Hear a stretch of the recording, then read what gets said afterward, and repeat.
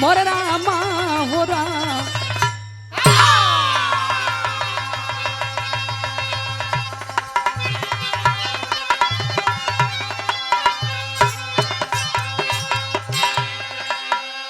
अरे बाबू बड़ा आप लोगों ने बिरहा सुनीला, लेकिन यही 15-20 मिनट तनी आनंद लिहल जाई।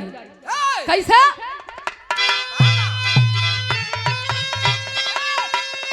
जहां सुरमाओं का हिंद था अखाड़ा, लड़ायाल हा उदल्लोरिक जांग साली, कभी राणा सीवा की हलचल मची थी, कभी सिकंदर के गोजी थी ताली, कभी भीष्म अर्जुन का डंका बजा था, कभी काम रुस्तम की उमड़ी जवानी, कभी जंग में जौहर दिखा दे बहादुर, कहे जोखन ऐसा है भारत का पानी।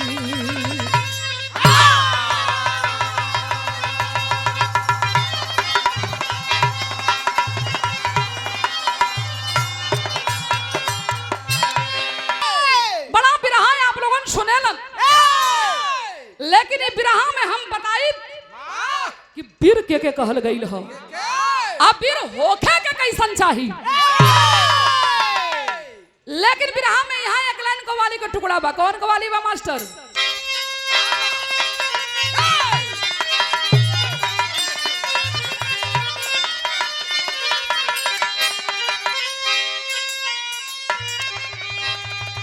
आशी कहता है माशुका से, क्या कहता है मास्टर?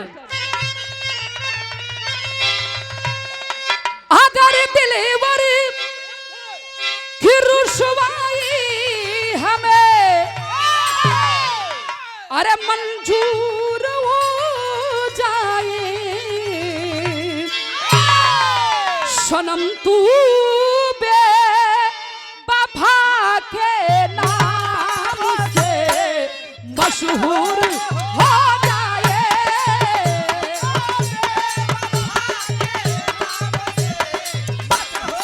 या बहादुर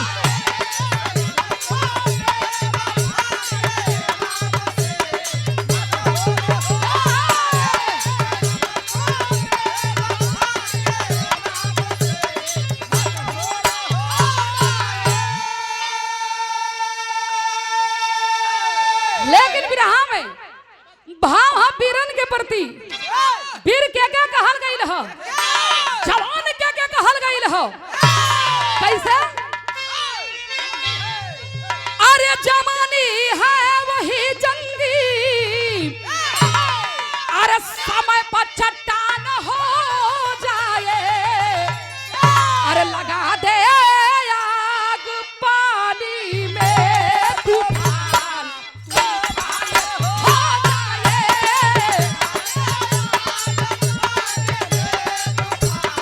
तूफान हो जाए।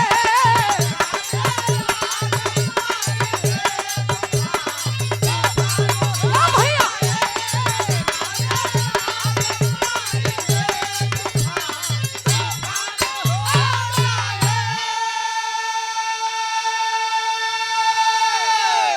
कहानी क्या कर हो, कहां से लिहल गई? कड़ी के अंदर भाव बा, कहा नाम बा। कैसे? आदरणीय केपी यादव वोडाफोन के मैनेजर साहब, आप महान भाव की ओर से 200 रुपया पुरस्कार, बहुत बहुत प्रणाम बा। कैसे?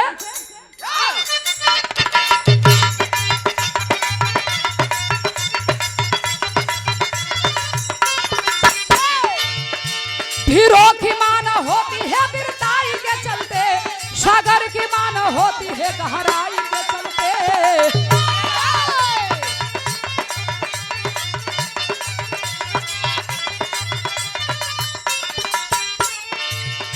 सिंहों की मान होती है भुजबल दहाड़ों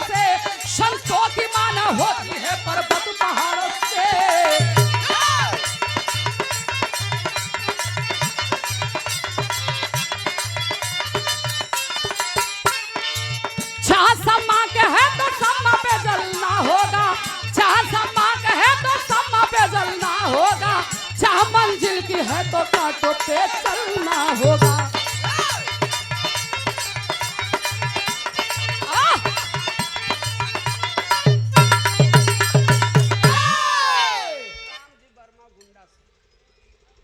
राम जी वर्मा गोंडा के धरती से 100 रुपया पुरस्कार। बहुत बहुत प्रणाम सब भैया लोगन के प्रणाम बा। भैया बात के आप लोगन समझ ली। मोहबा के बगल में कालिंजर नगरी,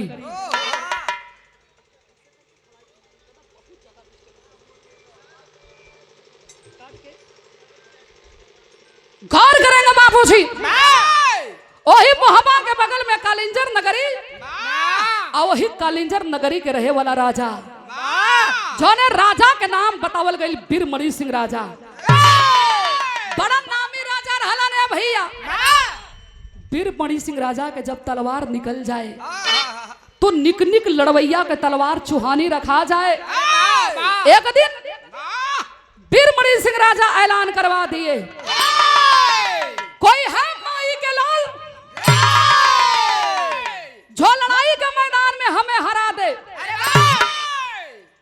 चारों तरफ पाती गईल के करे माई के दूध में दम है कि बीरमणि सिंह राजा के सामना करी।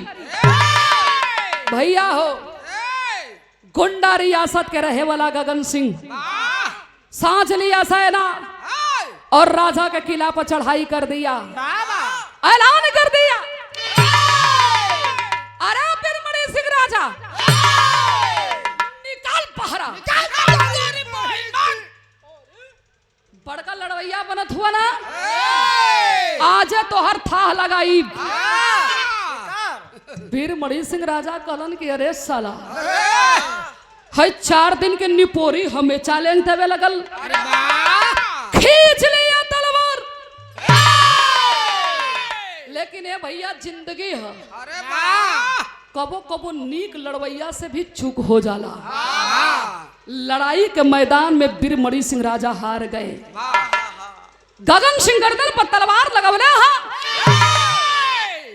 बीरमणि सिंह के दुल्ही दौड़ के जाके वही पैरवा में गिर के कहली कि भैया हो धन दौलत सोना चांदी हीरा जहरात सब लेला, लेकिन हमार सुहाग छोड़ दा हो भैया। वो गगन सिंह नहीं माना बाबू। हाथ में हथकड़ी पांव में बेड़ी डाल के और राजा के अपने किला में बंदी बना लिया।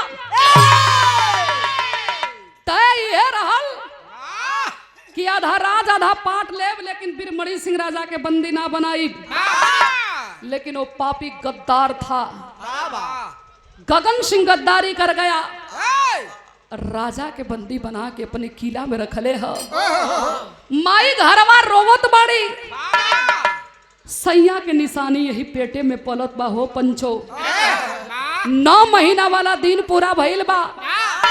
माई अपने गोद से जोड़ुआ एक बेटा एक बेटी के जन्म देली। आंसू पी पी के दोनों बचवन के पाले लगली हो भैया। धीरे धीरे दोनों लड़का 16 साल के भइल हुन।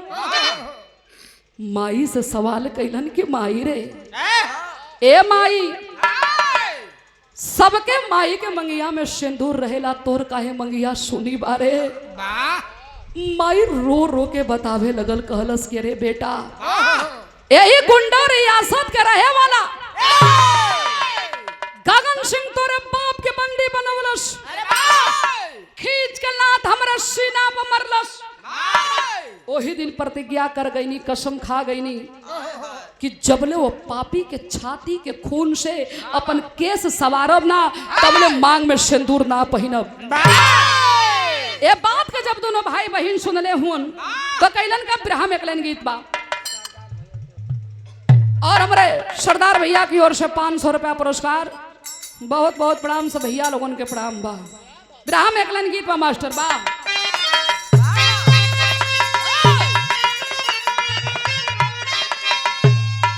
स्वर्गीय रामदेव गुरु जी ये लाइन के बड़ा मचल के गावा। कैसा गावा मास्टर?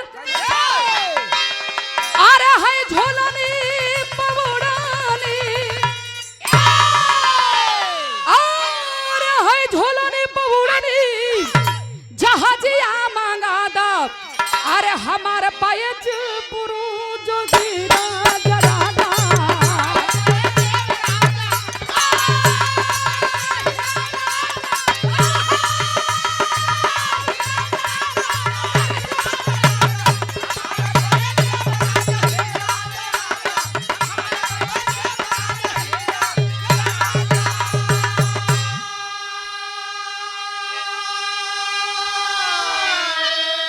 लेकिन दोनों भाई बहन अपने माई से रो रो के कहत हुआ का कहलन अरे है दहिया में आ गया अरे है दहिया में आ गया लगावलू ये माई अरे बबर सेराबा जान बबलू ए माई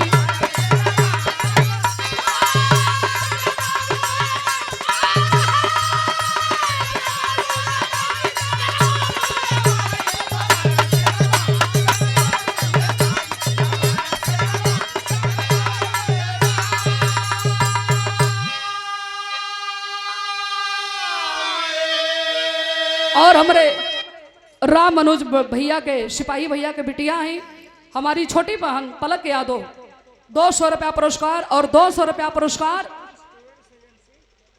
अंश ट्रेवल्स एजेंसी रामपुर बंदरा गाजीपुर हमरे गजानंद यादव बड़े भैया के और से 200 रुपया पुरस्कार बहुत बहुत प्रणाम बा। अब यहाँ के बाद छोड़ा गोंडा रियासत के गगन सिंह कुटनी भेजलस की जो देख आओ करे गर्भ में बच्चा छोड़ के आई रही अगर बेटी पैदा कैले हुई तो हमार जुगाड़ लह जाई अगर बेटवा पैदा कैले हुई तो हमारा जान के दुश्मन बनावत हुई कुटनी आके देख के गईल कलश के सोन बेटी चांद पैदा कैले है लेकिन बेटा भी कम ना है बेटवा बाघ पैदा कैले है बाघ ए बतिया के पपिया गगन सिंह सुनलस त एगो चिट्ठी लिखलस आ चिट्ठिया भैया राज सिंह पवलन तक कहलन का कहलन अरे देले बसाला सियार है चुनौती अरे भैया समर में पड़ैहा भगवती भैया समर में पूजैहा भगवती अरे है कुलवा के पानिया अरे है कुलवा के पानिया बचवलू ये माई तेरा जनमवलू ए माई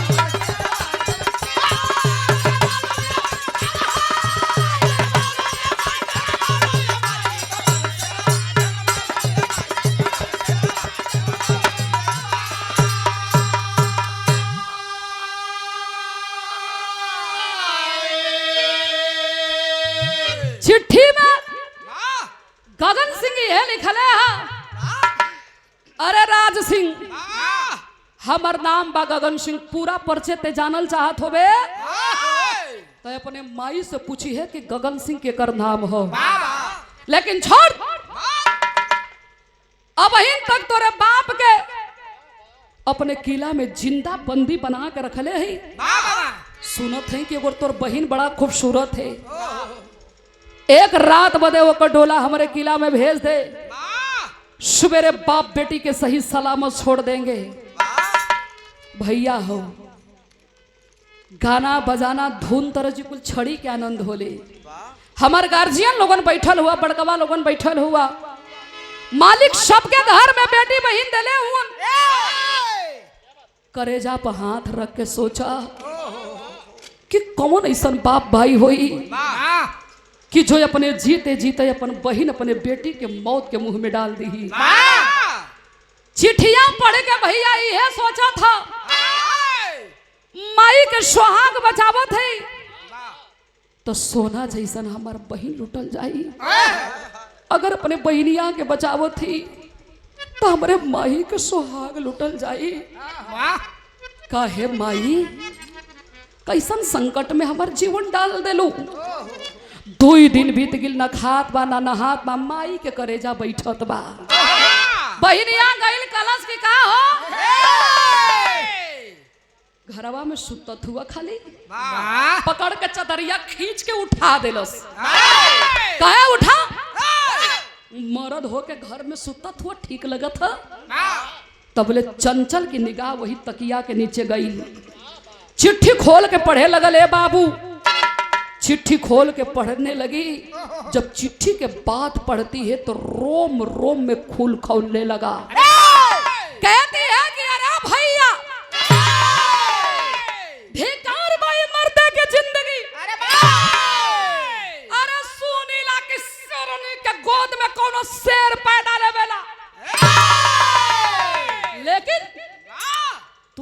पहली बार साबित किया है कि शेरनी के गोद में शेर ना कोनो सियार पैदा लेके बैठल है। पपिया के ऐलान से डरा गई ना, पहिला हमरा कलाई के चूड़ी, बैठ जाए ही चुहानी चौका बर्तन करा, और नहीं तो चुल्लू भर पानी में नोक रगड़ के मर जा। तबले भाई खड़ा हो गई कलश, अरे अरे अरे पगली, जवने गोद से तू पैदा ले ले ही वही गोदिया से मुँह पैदा ले ले ही। लड़ले से डरना है, तू लड़वैया के बीच में यह ना होई कि वो हमार गर्दन काटी चाहे हम ओकर गर्दन काटो। यहाँ गर्दन के सवाल ना हरे बहनिया, एक रात बदे टोला मंगले है, बहनिया के मुहावा से निकल गई, दे दा हमार डोला, हमार कुर्बानी दिले से हमारे माई के जीवन साथी बच जाइहन। तो एक ना 1000 बार ही कुर्बानी देवे बदे तैयार है भैया। खींच के थप्पड़ भाई बहन के गाल पे मारता है। रे पागल लड़की, ये क्या बोल रही है तू? पागल हो गई है? कलश के भैया हो, पैरवा भैया के पकड़ के और वही पैरवा के लगवा बैठ के झरझर झरझर रोवत बिया, कहती है जिंदगी में कबो कुछ ना मगनी। आज एगो बहिन अपने भाई से आंचल फैला के राखी के बधाई भीख मांग रही है, और भीख में क्या मांगती है? बिरहा में एक लाइन गीत बा,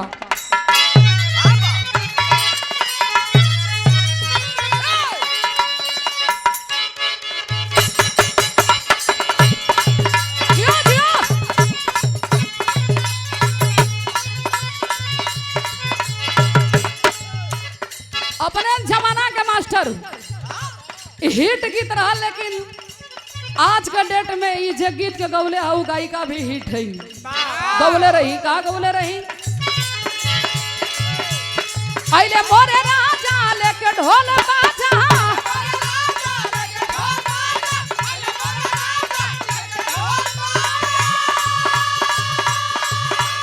आइले मोरे राजा लेके ढोल बाजा, हो मोसे कहे मोर सखिया सहेलिया पयलिया,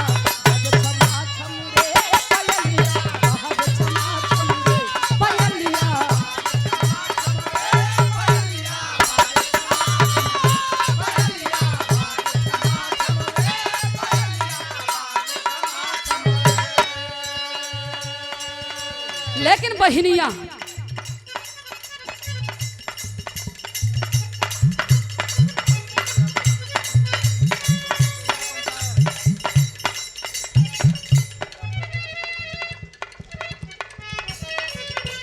और ये अरविंद यादव, संदीप यादव जी जो जिला पंचायत सदस्य के शानदार प्रत्याशी हैं, चतुर से हमें भी सम्मान कैलन और राम केवल भैया के भी सम्मान कैलन। 500 रुपया दे के बहुत बहुत प्रणाम, सब भैया लोगों के प्रणाम बा। बहिरिया कहा दिया, कहा कहना, अरे दुश्मन से लड़ के झंडा गाड़ चढ़ के,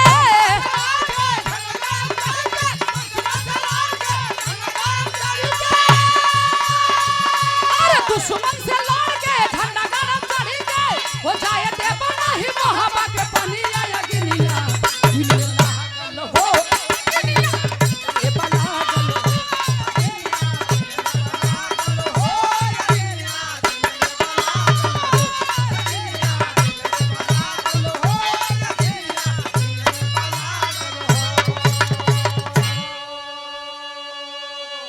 कलन भैया रे पगली, का चाहिए? सोना के कंगन चाहिए, हार चाहिए, रुपया चाहिए। कलश ना हमें सोना के कंगन चाहिए, ना हार चाहिए, ना रुपया चाहिए। 3 वचन बनावा कि हम जवन मंगले ही तवन तू देबा। 3 वचन बनवा के अपने भाई से बहन मांगती है, कहती है कि भैया तू मेहरारू हो जा, हम मर्द हो जी, तू मेहरारू हो जा। भैया 2 कदम पीछे हट गिलन, केहू हट जाई के कलन, अरे पगली हाई मर्द के शरीर है में कवन कवन सिस्टम आई का नंबर कली आई कलश के सुना मर्द वही के कहल गई हा मर्द वही के कहल गई हा जब जैसन तब तैसन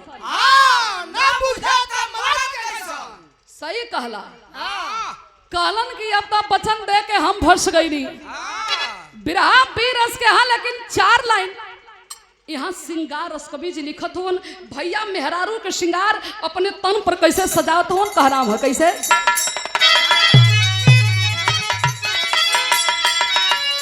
ठीक कैले का जरा कटार खन के चूड़ी चाट हो गले मोतियन के हार घेरा डार लहा झोली में गोली के सजौना छम छम पायल के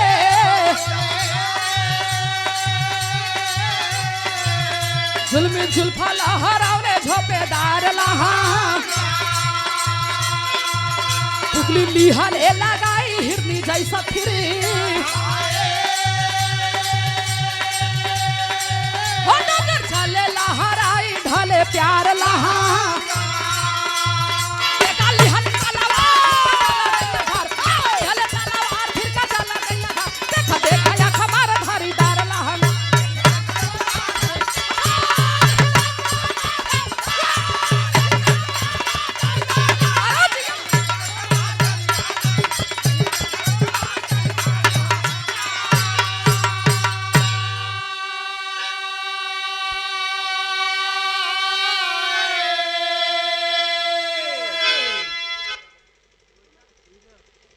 और ये राम केवल जी के शिष्य बिरहा के बहुत अच्छे कलाकार बुल्लू लाल यादव जी की ओर से पुष्पहार और ये 50 रुपये पुरस्कार बहुत बहुत प्रणाम ए भैया मेहरारू के श्रृंगार अपने तन पर सजौलन आंख में मरकहवा काजर होठ पर होठ लाली कान में कनबाली ऐसा बतावत हुन जैसे मालूम पड़त रहल के समनिया किन के हे दले हुन राज सिंह हमार साड़ू भाई लागत रहा श्रृंगार उंगार सजा के खूब बढ़िया कचकचवा रूप बना के छलकौआ साड़ी पहन के अरे जब चललन तो देखे वाला देखवैया कहाँ जिंदगी में बड़ा मेहरारू देखनी लेकिन एकरा जिसन ना है भैया केकरा जिसन हो अरे राज सिंह का कुल कहत रहा काहे इन्हें समझा द हाथवा जौन ऊपर उठा उठा बतावत हुन मान जो ना तो विकलांग कर देब तोर लूल लूल लूल वो रोज कुछ ना कुछ लाल के सरवन वो अपने अंदाज में रहेलन ए भैया ये हर बहिनिया के हालात का नाक कान के झुमका बाली निकाल के रखलस तार के पनलस जूरा आज जूरा के ऊपर मुरेठा नकली मोछ लगा के धोती कुर्ता पहनलस यही कटार कमर में खोस के अंगौछी बंधलस दोनों भाई बहन घोड़ा पर सवार हो के चलल हुन गगन सिंह के किला में हाला भइल या गई बसंती के बहिन आ गई केकर बहिन आ गई अरे ए भैया हल्ला मचल के आ गई गगन सिंह के दरबार में राज सिंह अपने बहन के लेके आ गई अच्छा तो कैसे तो हर गाड़ी के पीछवा लिखल रहेला मालिक दिलदार है लेकिन चमचों से लाचार है हर गाड़ी के पीछे लिखल रहेला राम केवल भैया मालिक दिलदार है लेकिन चमचों से लाचार है जतना ओकर चमचा रहलन अब जाके लगलन ओकरे दरबार में जयकारी लगावे राजा के जय हो राजा की जय हो महाराजा की जय हो राजा के आगमन जल्दी हो इहो देखलस कहलस कि अरे बाप रे बाप बड़ा कुल हमारी इज्जत करत हुन एगो गइल त कहलस कि ए साहब तोरे जिंदगी में बड़ा मेहरारू आईनी या गईनी लेकिन वो मेहरारू ना ऊपर ही उतर के स्वर्ग से आइल है अरे बाप रे बाप, दुई मुका करे जाओ पर मार के उलट गई। कहे कि इतनी शुगर है। अब धीरे धीरे ओकर हार्ट बीट बढ़े लगल। हाँ हो, हार्ट बीट बढ़े लगल कि कब रतिया होई, कब ओके पाई। ऐलान कर दिया, अरे सिपाही, जहां एकर बाप बंद है तहां ले जाके करे भाई के बंदी बना दा। ये जो खूबसूरत लड़की आई है हमरे कमरा में ले जाके मखमली सेज सजावा। 4 मिला पहिनिया भैया के भेष में है, वही के पकड़ल सन। और जहां बाबू बंद रहलन वहां ले जाके बंदी बना देलन। रात हो गई। आजकल गाय भैंसिन के दूध पियबा तो फायदा करत करत करी। आई दूध में साला इतना दम बा बोला ही नहीं दे कि जहां अंदर जा था कि अपना असर दिखावे शुरू कर देता। कहाँ मिली भैया? तब समझे के पड़ी। कहाँ ना मिली। 5 मिनट का टाइम था, हर जगह उपलब्ध हो जाता। अच्छा पाकिट में लेके घूमत हुए घरी। ए भैया, लगा बजा के चलल। ओभर एकदम नशा में बूथ जाके लगल दरवाजा खटखटावे। अरे भाई, राज सिंह मर्दे न हुन, खाली मेहरारू के श्रृंगार दह से सारी उरी सैयार के दरवाजा के लगे खड़ा हो गए। दरवाजा पिटत बा, कहत बा हेलो डार्लिंग। तुम किधर हो डार्लिंग? डार्लिंग इधर बैठा है। ये डार्लिंग के कहल गई? डार्लिंग का दुल्हा के मतलब पुलिंग हो, मतलब का। अब वो एकदम पागल हो गइल बा। जे वही राज सिंह मेहरारू के भेष में दरवाजा खोललन। अब मेहरारू जान के जब गगन सिंह कबारी में धैलस, अरे वो हर मर्द के शरीर लागल मोटर धुआं देवा की। वहां तू का करत रहा? हम पुहरा डालत रहले। बर गइल तब बुतवा ना सकत रहला। अरे बाहर गल तो बाहर जाए की 500 और बोल के 4000 दे दा। अब वही रहा 500 पहले बोल रही, 500 ही 1000। बड़हरा के धरती से बीडीसी ऊपर है यहाँ 500 दा मोबाइलिया में 5000 हमारे भेज देले। वन घबरा मत, 500 दिहल करला। हाँ, टेंशन नहीं ले क्या। अच्छा, ई 500 पहले लेके आ जा, बदवा में फिर 100 के ले लिया। 500 डाले के चक्कर में भैया 5000 भेज देले हुन। जौना में 1000 बुलवा भैलन, 4000 और है। थोड़ा सा और हिम्मत बांधला, काम ठीक ठीक रही कुल मेंटेन हो जाई। देखा गवैया बजवैया रोज ना मिलतन। कबो कबो कलाकारन के पैसा दिहल व्यर्थ ना जाला। ना 5000 तू दे के देखा, बिहने 10000 ना मिल गई तो जवन कहबा तवन भगवान उ दे दीहन। हाँ, कौनो न कौनो तुम कोनो ना कोनो रास्ता दिखा देवे लन। ए भैया, कहानी पर ध्यान रहे। रात के बेला हा अकबारी में धैले हा तई हमारा कैसेट के गीत लगल। कौन गीत बा मास्टर?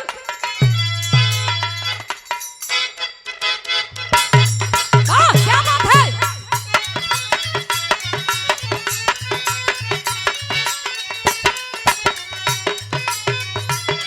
इस सुपर कंपनी तीसरी से सबसे पहला नंबर मार्केट में हमारा आई रहल, हमार और विजयलाल जी के। वही कैसेट में हम गौले रही। का गौले रही? अरे मिहिला लबा पौरा बनमुआ, मिहिला लबा पौरा बनमुआ, देला बिछाना पटोरी रे।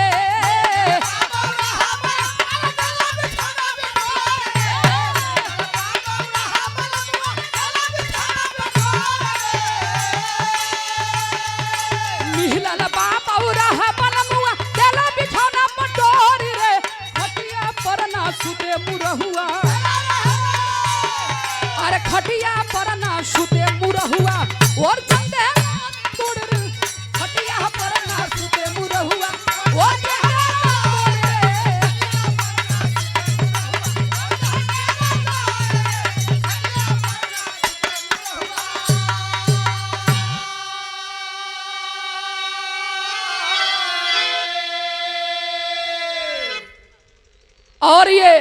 सरदार भैया और जोगेश जी बीडीसी बड़हरा, ये दोनों भैया की ओर से बहुत रुपया पुरस्कार, बहुत बहुत प्रणाम। सब भैया लोगों के प्रणाम बा। मेहरारू जान के कवारी में धैले है तो और समय के बाद कवि लिखत हुआ उनका कहे गगन सिंह यही रे दादा,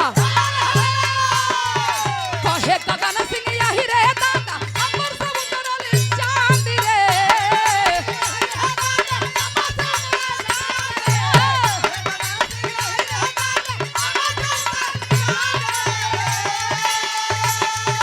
कहे गगन सिंह यही रे दादा, अंबर से उतरल चांद रे।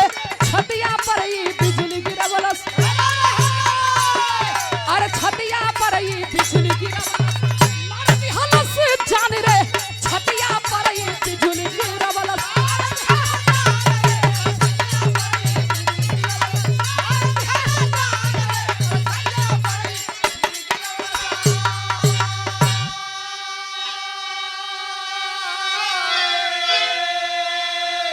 ए बाबू हाय हाय हाय रात के बेला हो। अरे वाह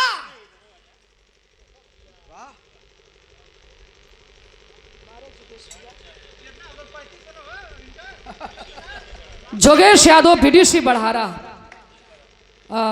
500 रुपया, अब इन 500 पहले फिर 500 ना। अच्छा बैठा 5 मिनट मोबाइलिया में डाल दे तो चल जी। हाँ बैठा 5-7 मिनट में हमारा खत्म। हाँ बैठा तले देखा कुछ निक लग जी तो और 500 बढ़ा देबा। बैठा तब नहीं बहुत बहुत प्रणाम सब भैया लोगन के प्रणाम हो। बारे जोगेश भैया बड़ा सम्मान कैलन, रुपया पैसा बड़ा आप लोगन देले हुआ, बहुत आप लोगन के दिहल है। बिहार से हम का लेके आइल है, कुछ ना लेके आइल है। जवान घर द्वार गाड़ी घोड़ा सब तो उन्हें लोगन के दिहल है। ए भैया मेहरारू जान के कवारी में धैले हा तना भैया लोगन बैठल हुआ। मर्द के शरीर से मेहरारू के शरीर से अंतर है। प्रशांत यादव पचारक 100 रुपया पुरस्कार, बहुत बहुत प्रणाम बा। अब रात के बेला है अकबारी में धैले है गगन सिंह के हाथ। जब राज सिंह के मुसरी के लगे पहुंचल चिहूक गई, कहे राम जी हो राम जी, एकर मुसरी ऐसा ऐठल लगत बा जनाता ही लड़की पहलवानी करेले। कहे हो सकता है खाने पीने से कुछ इसका शरीर टाइट हो गया है। कहे करे हाथ गोड़ से का मतलब हो, काम से मतलब ए भैया हाथ घुमावत घुमावत जब पीठ के लगे लेके पहुंचल घबरा गई। कहे कि राम जी हो राम जी, एकर पीठ ऐसन चाकर लगत बा जनाता कि सगवान का पीड़ा हो। कहे कुछ तो गड़बड़ है। अब यो राजा के बेटा चढ़ल जवानी कलन अगर सारे के रोकत नहीं तो धर्म बिगड़ सी। छटा के पलंग के नीचे भगलन, साया सारी खोल के जब असली रूप में अइलन तो गगन सिंह के नशा तनी तन की डाउन हो गई है। पूछा था तू हऊ के, तू भूत हो गईलू कि प्रेत हो गईलू कि दूत हो गईलू। कहा चुप सारे, ना भूत है ना प्रेत है ना दूत है। तोहार बहनोई है। का है बहनोई है। के कहलस? राज सिंह कहला गगन सिंह के। ऐसे साफ बता। कितना पर फोन करी? 108 नंबर पर है। बेकूफ के देखा। हाँ वो खाली है तरह इशारा करना, तू गिन के पैसा दिहल करा, हमारे से मत पूछल करा। ए भैया हाँ बारे जोगेश भैया 500 और देता उनके चेंज दिया। चेंज दा फिर नहीं है ना। हो गए हाँ अरे बड़ा सम्मान कैला भैया। ए भैया खींच लिया घोड़ा के कोड़ा, लगलन बरसावे। मारे जब लगलन भैया की सारा बहनिया समझ गई। वाह कोने में बैठा रहल हो बाबू। तने 2 मिनट सीरियस कहानी हो, गौर करिहन।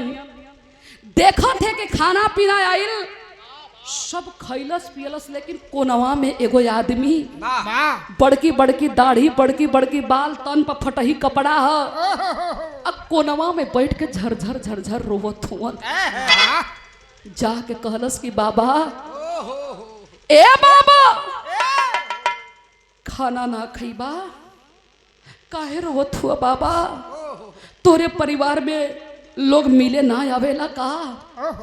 तबले वो बुढ़ा आदमी फफक के रो पड़ा बाबू। बोला कि ए बेटा, इस दुनिया में मेरा कोई नहीं है रे, मैं यही सोच सोच के रो रहा हूँ। एगो हमार पत्नी रहल, वो पता ना पगली जियत या कि मर गई। बाबा, का नाम है आपके? कहाँ है आपके घर है? वो बुढ़ा आदमी बोला कि अरे पागल, हमारा घर है, मेरा नाम पूछ के तू क्या करेगा? कहा बाबा नमवा बतावा, हो सके तो हर कुछ हम मदद कर दी। तबले वो बुढ़ा आदमी बोला बाबू कि मोहबा के बगल में कालिंजर नगरी, आ वही कालिंजर नगरी के रहे वाला हम राजा हैं, हमारे नाम वीर मणि सिंह राजा है। बाप के बात सुन के बेटी के तलवे के नीचे से जमीन खिसक गया और खोल के मुरेठा लहरा के केस बाप के सामने खड़ी हो जाती है। कहती है कि पिताजी, हम कोई और ना है, हम तोहर बेटी है हो बाबू। मौत के मुंह में तोहर बेटा घेराइल है। बाबू इनकार कर दिलन कि हम ना मान सकीला। कहे आज वो माई के अस्तन गवाही दी, आज वो माई के गर्भ गवाही दी कि हम केकर बेटा केकर बेटी है। बाप के चरण चूमती है, सर पे बांध के कफन। लड़ाई के मैदान में बेटी चंचल कुदल है, तो फिर हमें चौलरिया लगिल। मास्टर पढ़ा लिया।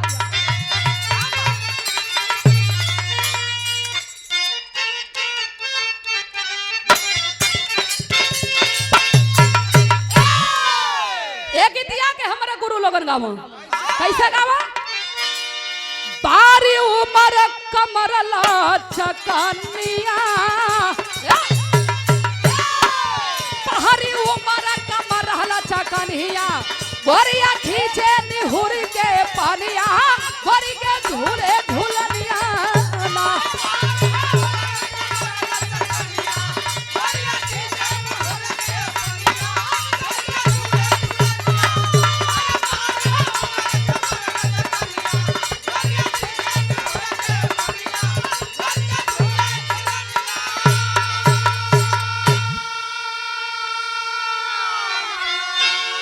लेकिन वही लड़ाई के मैदान में कैले हुन का, अरे बाजल ढोल नगारा सज गए, यारा भाईया हो मुदैया, जग में होई हा लड़ैया।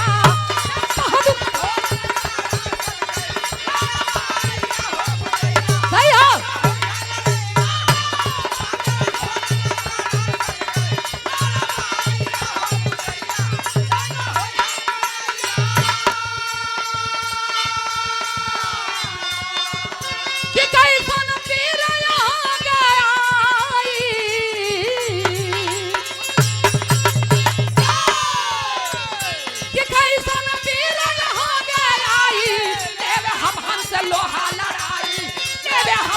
लोहा लड़ाई लाल लहू से होई हा, कैसे नीत समर के गई हा, आई हर भूमि में देखी हा, मारा दाइया हो मुदैया, जग में होई हा लड़ैया।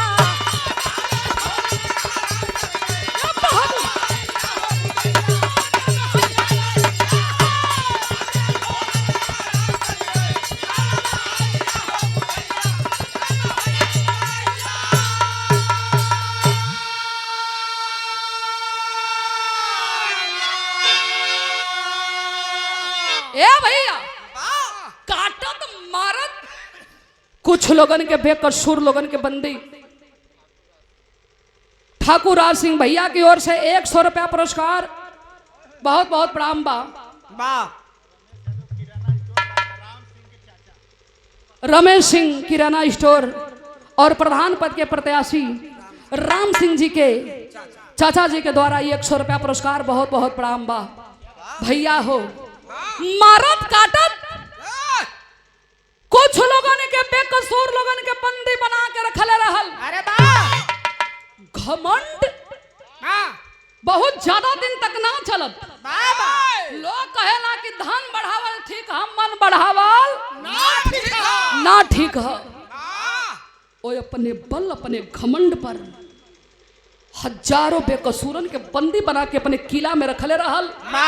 पार वो बहन बार वो भाई सब लोगन के छड़वलन, लेकिन बहनिया हो पंचो भूखाइल शेरनी के तरह बीच महल से गई और पकड़ के बबरी खींचा ठिठीरत घिसेटत ले आके बाप के कदम में डाल देती है और कहती है कि पिताजी मिटा दीजिए इसका नामो निशान, नहीं रहेगा ये पापी।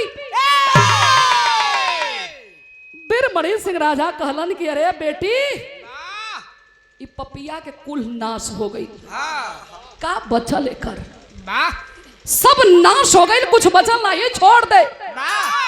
कलश कि तू छोड़ दे बा, लेकिन हम तो ना छोड़ब। वो बेटी कैलस का टेरी के अंदर भाव मास्टर।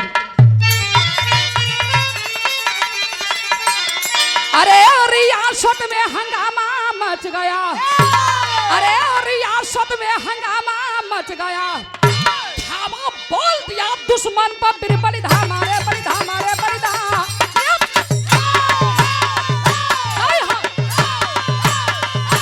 ये बहादुर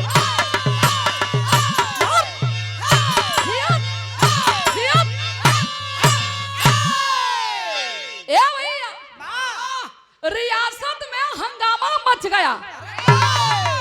धावा बोल दिया दुश्मन पर बीरबली धामा।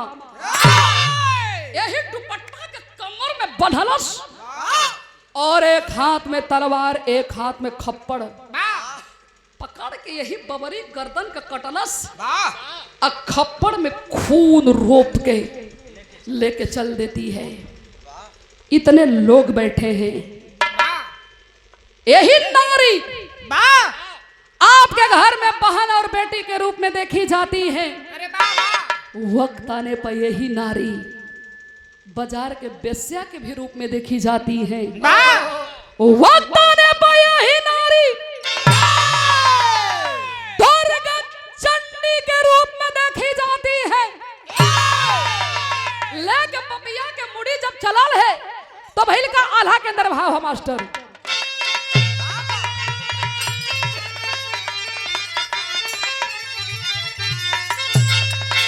अरे धर्म के धुरंधर हो, धुरंधर बन के रही है। रणमाया दानवा में होई नहीं,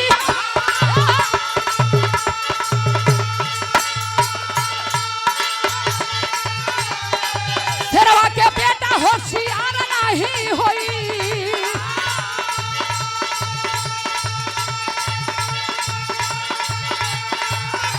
रणमाया दानवा में जुझ गए जूझा।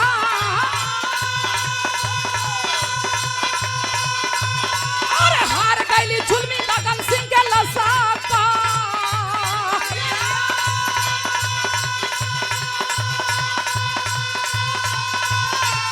कैद गईले गगन सिंह के सुरमा सारा दा।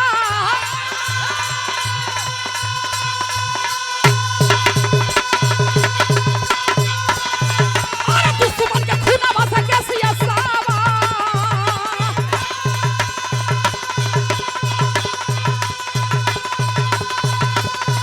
अरे दुश्मन के खूनवा से कैसी असावा।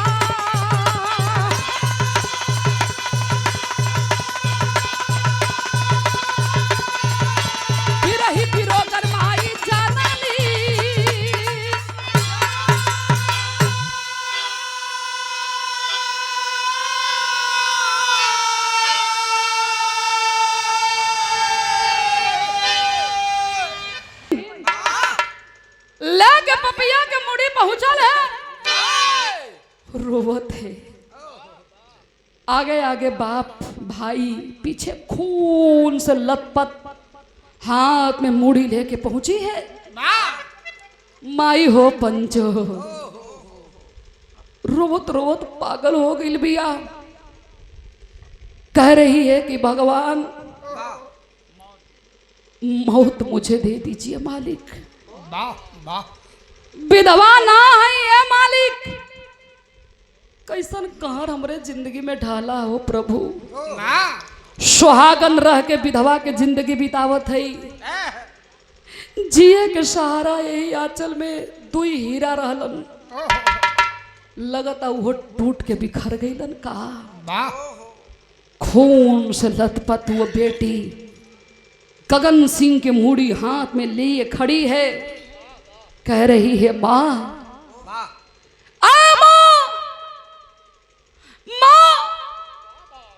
देख देख हम के लेके आई है। पति पर नजर पड़ल हो, रोवत रोवत अखिया से कम लौकत बा। दौड़ के जाके मुहवा पर हथवा लगा के सुघरावे लगली। माई यही अचारावा लगा के पैरवा के चुम के कहली का हो सैया, कैसे हमरे बिना जी लेला हो मालिक। कहलन अरे पगली, तड़प तड़प के 16 साल बितौले है। पपिया के खुनवा से माई के सिया सवार के मंगिया में सिंदूर पहनली तो और समय के भाव है।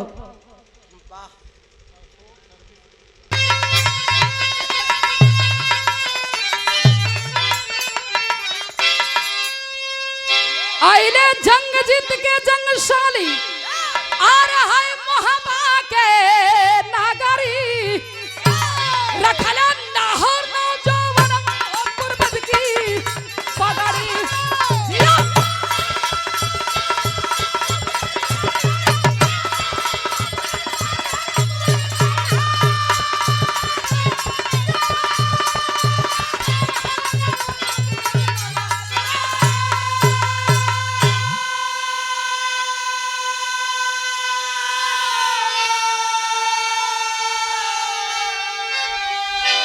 दुश्मन के छाती के खून से लिहली के सवारी, पूरा प्रतिज्ञा माँ के करवला।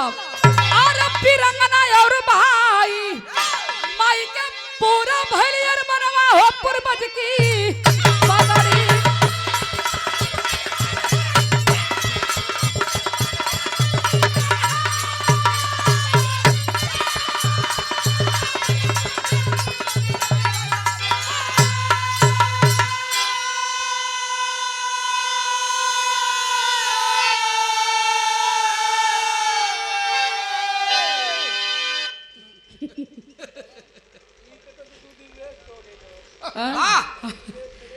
नहीं लगातार रोज है ना, इससे थोड़ा असर दिखावा था। पेशावरी बादाम चाहत था। ए भैया धन हो बेटी, माँ के सपने के पूरा की। आदमी कहत हो न बेटी हरे मर्द लड़की ऐसे लोग बतियावत है, लेकिन नहीं। इतिहास उठा के पढ़ लीजिएगा। अरे ये नारी कहाँ नहीं है। देश के आजाद कराने में जवान अपने आप के कुर्बानी दिए तो हिंदुस्तान के नारी भी कम नहीं थी। लोग कहते हैं खूब लड़ी मर्दानी, वो तो झांसी वाली रानी थी। बेटी कहाँ ना है। सरहद हिंद से लेके पहलवानी से लेके खेल कूद के मैदान से लेकर राजनीति से लेके, क्या वो बेटी कम बहादुरी दिखाई? अपने आप को बचाते हुए, कुल खानदान के मर्यादा बचाते हुए वो पपिया के नामो निशान मिटा दिलस। धन हो बेटी, सलाम है उस बेटी का बाबू। कहा नाम है आखिरी बद में कैसे? गुरु बिहारी गुरुपत्तु,